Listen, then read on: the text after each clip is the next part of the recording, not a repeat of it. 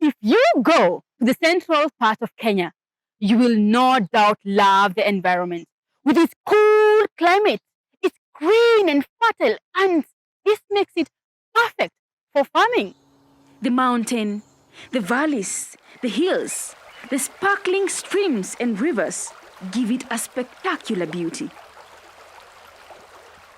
It is here that you will also find Mokoro wa Nyagadanga, the place that is said to be the cradle of Kenya's Gikuyu community.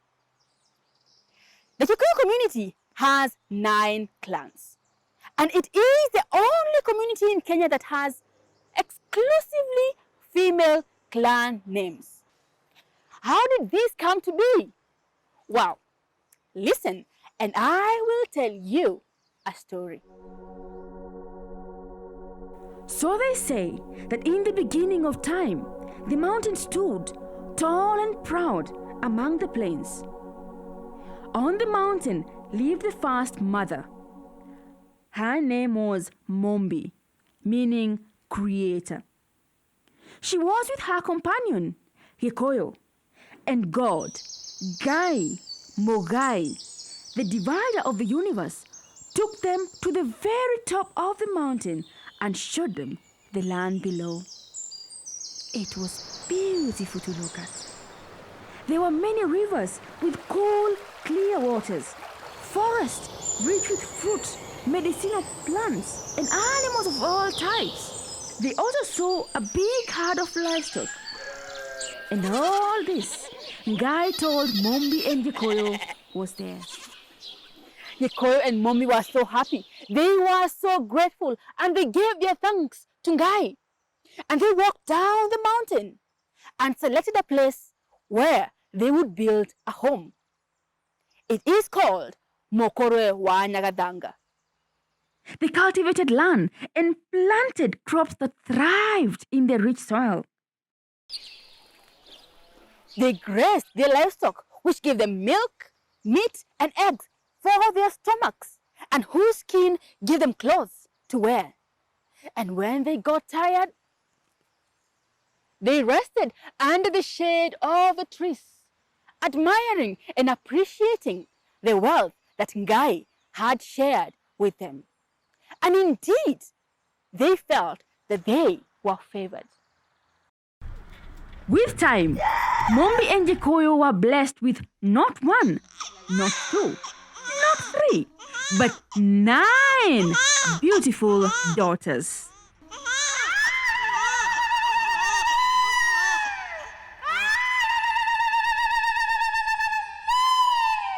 Wanjiro, Wamboi, Washera, Wanjiko, Nyambura, Wairimo, Waithera, Wangare, and Wangoi, the 9 daughters of Gikoyo and Mumbi. The girls grew up to become not just beautiful of face and manners, but each had their own distinct characters. Wanjiro was the epitome of hospitality in that home.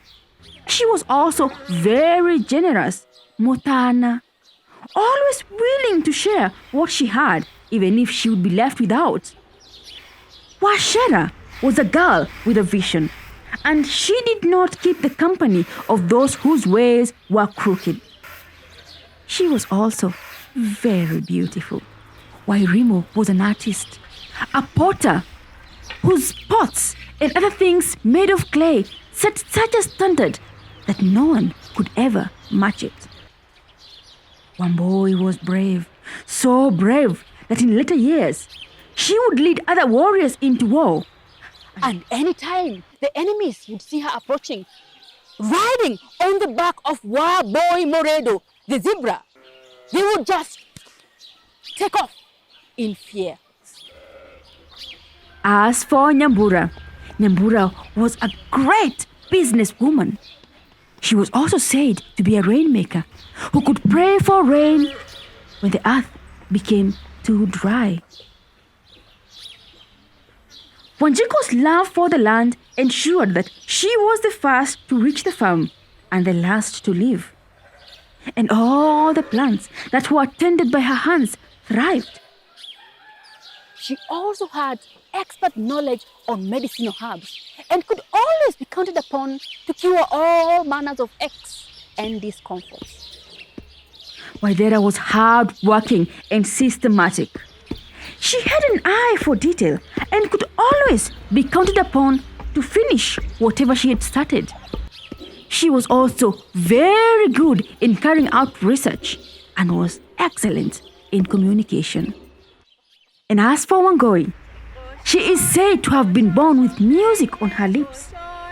Her charm and prowess in matters music could only be compared to the iconic Joseph Kamaro, D.K. Kamau, John De Matthew and Queen Jane, not individually, but all grouped together.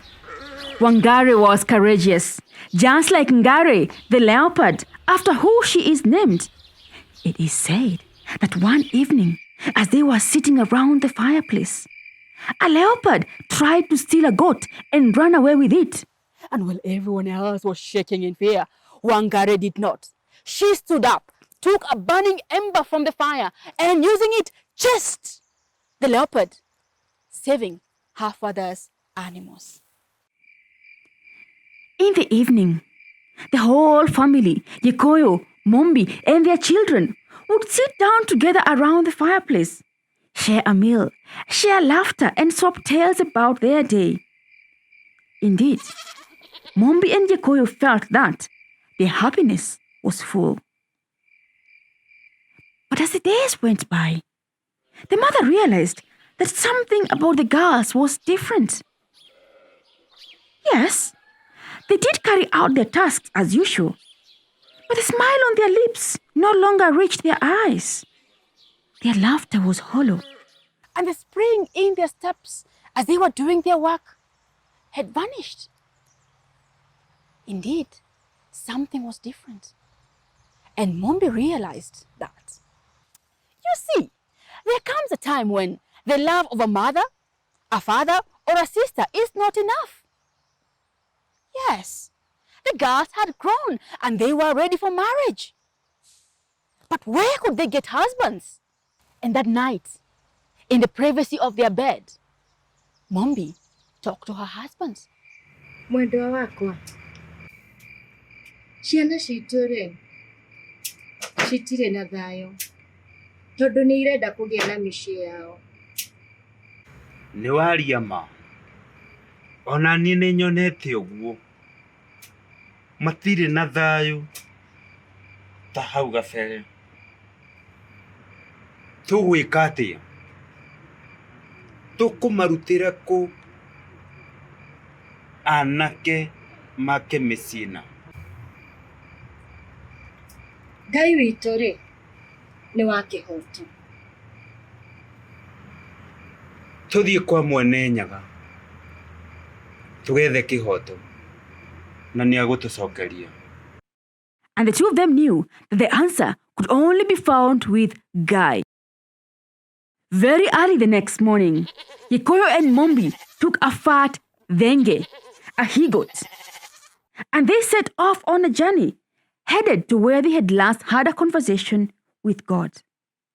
And when they reached the huge mogumo tree, they slaughtered the goat, made a fire, and offered it as a sacrifice. Then they called out to Ngai in prayer.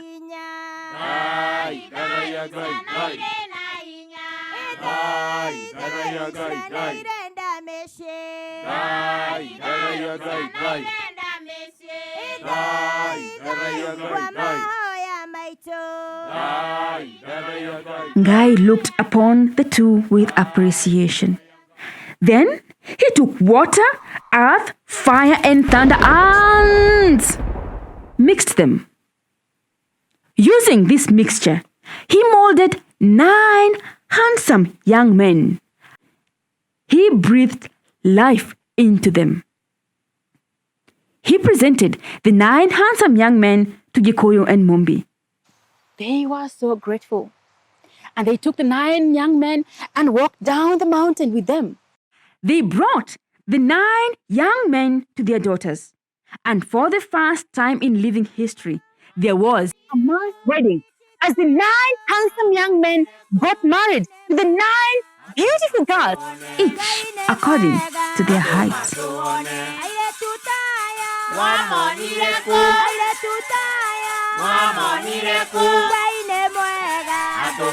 Each young woman and her husband had children, many children.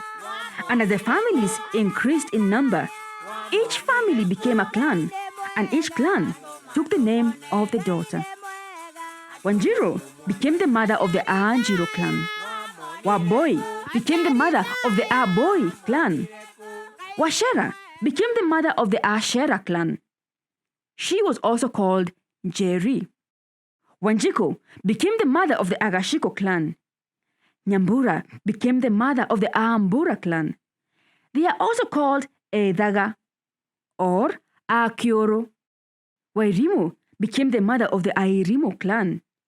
They are also called Agadigia.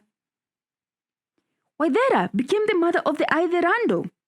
They are sometimes called Ageshi. And Wangoi became the mother of the Angoi clan, who are also called Aidiegeni. Wangare became the mother of the Aangare, and sometimes they are called Aidekahuno. Well, some people say that there were not 9, but 10 girls. They say that the youngest, Wamoyo, was too young to get married, and so remained at her parents' homestead. And you see, traditionally, the Gikuyu community did not count their wealth, including children and animals, to the last figure, for fear that something bad might happen. And so it is that Wamoyo, also called Warigia, which means the last one, has a clan to her name, the Aisha Kamoyo.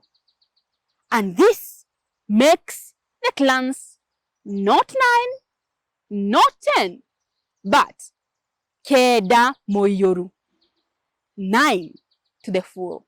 As the number increased, the people spread away from the base of the mountain. Some went to live in present-day Muranga, others went to Nyeri, others traveled to Kiambu, Nyandarua, and Nyahururu. Wow, these descendants of Mumbi and Gikoyo have continued to travel far and wide into the world. But all of them, wherever they are, trace their roots back to the mountain of Kirinyaga. So they say, Moshe moradime, Moshe venadayo, negua,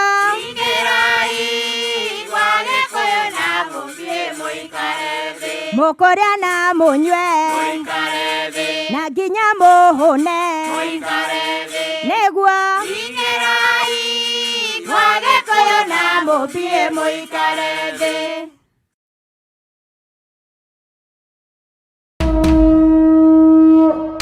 Have you heard the sound? It's the sound of our unique and beautiful cultures. We've been keeping them safe, and we are now ready to take them a step further into the future. Where tradition meets modernity, family meets business. Experience the best of both worlds. Your well-being remains our priority. Not everything is back to normal. But one thing remains certain. OMAS is ready for you.